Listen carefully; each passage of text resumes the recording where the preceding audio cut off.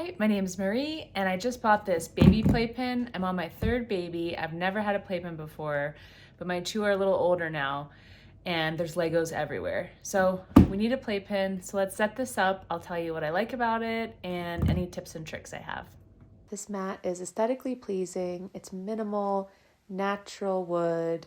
It fits in our living room without sticking out like a sore thumb, which I love. We wanted a playpen that would be durable and that would last, so sort of an investment. We love that it keeps our big kids' toys out and then all of his favorite toys inside. I have this little area over here for diaper changing. We found this great mat. It's thick, reversible, foldable, wipeable. It's hard to find a mat that's neutral colored. Usually they're crazy colored and really loud, but this one has been great and it's held up awesome. We bought the 77 by 58 size playpen and the rug fits great inside.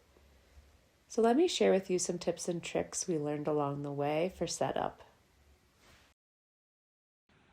All right, so there's a ton of reviews out there about this specific playpen and how hard it is to set up. It literally took me 12 minutes to put together, but it's because I knew these two things. One was there are different sizes of these pieces. There are several long ones and a couple of short ones. Make sure that you are matching up the sizes of the gate, the opening gate.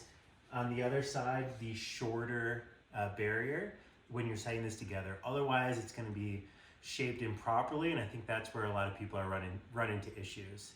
The other thing that will make your life so much easier is if you're moving it. Instead of undoing all of the pieces, there are these little super simple latches that you have to press down and you can slide out. You don't have to take apart all of the pieces, just undo those plastic pieces, and you can move it from one room to the next. Third baby, this has been the best by far, but get one that you can move because it'll make your life so much easier.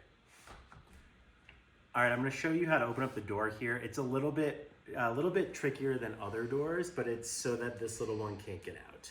So what you do is you slide this in, lift it up, and then swing it open. And then to close it, you do the same thing, close it, slide it in, pop it into that hole, and it's closed. It's really easy as long as you know those rules, otherwise it can be a little bit finicky. We love this playpen not just because of the way that it looks, but it keeps everything we want out. But our big kids, age 5 and 7, can still open the door and get in and play.